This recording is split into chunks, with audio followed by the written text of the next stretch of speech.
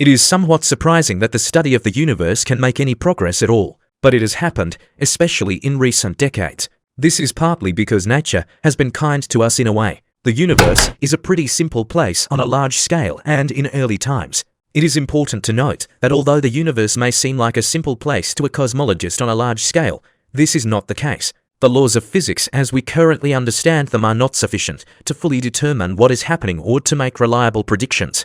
This is the main reason why scientists have to rely on simulations to try to understand the early universe, how it evolved into the modern universe, and its possible fate in the distant future. The scale of space is huge. It's hard to argue with that. But cosmologists are not thinking about numbers at all. The main intrigue is how, over the course of almost 14 billion years, all these countless stars and galaxies were created. Life develops on the planet. Planets do not exist without stars. Stars are born in galaxies that are supported by the universe itself, so structured and filled. Our origins are written there in the sky, among the vast expanses of space. It seems to science that the vast cosmos can be understood through a limited number of capacious laws of physics.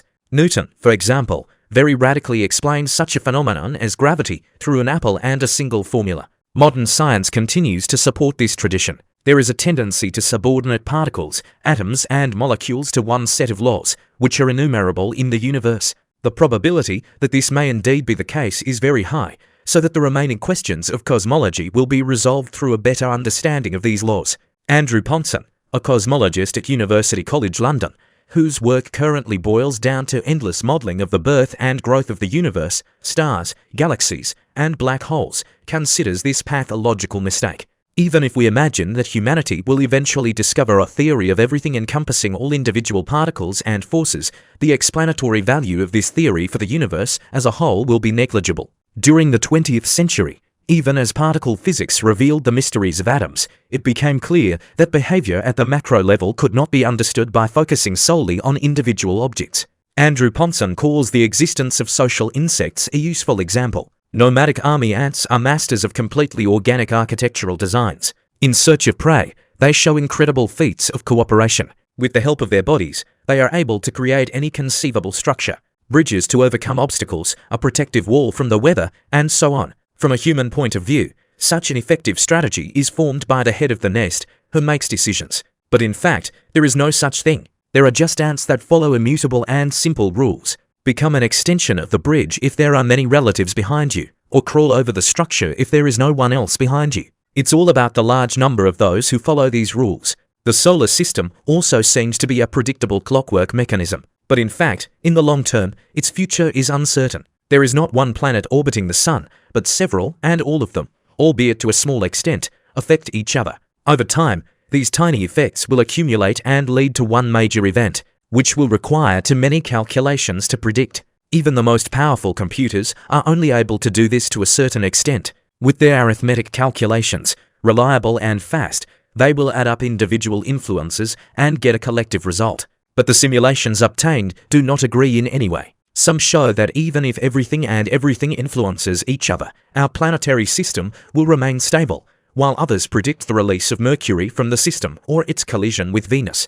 Calculations are not able to explain all the effects in their full extent. One tiny disagreement in a minor influence can lead to a completely different end result.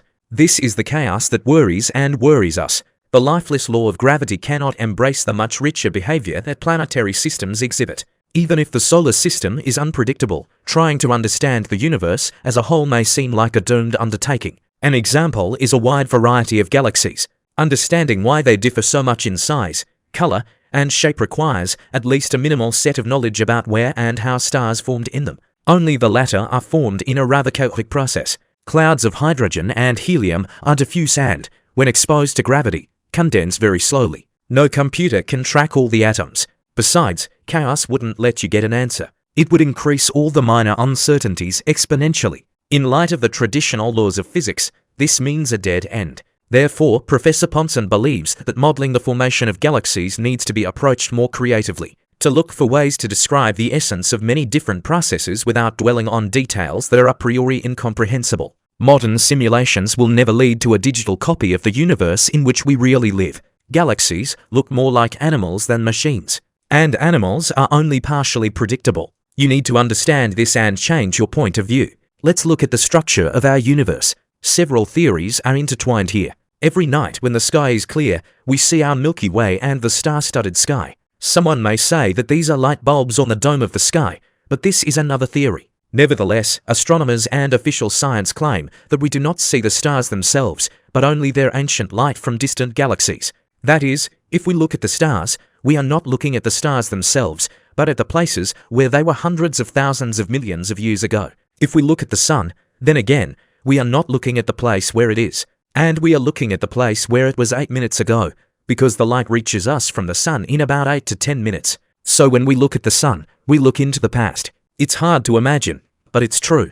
In fact, the Earth is a kind of time machine. The moon is a reflection of our Earth. Indeed, if we look at the moon carefully under a certain spectrum, we will see that the shape of its craters is very similar to the structure of continents on Earth. And you can even see entire continents. The moon is our future. If the moon is the future Earth, what it will turn into after some time, most likely we are talking about millions of years. And the sun is our past. Astronomers said that when the Earth began to form, it was a red-hot ball. The only question is what needs to happen for our Earth to turn into the moon. The positive aspect is that this is unlikely to happen in our century. But if you count millions of years ahead, then maybe something will happen.